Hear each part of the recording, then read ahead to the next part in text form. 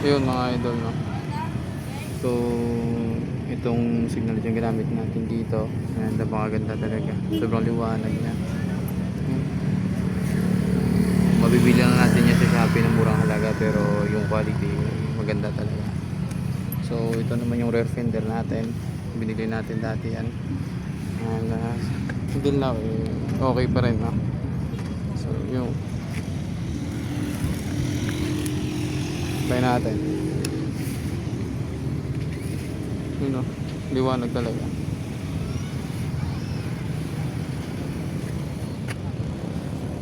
Mga idol.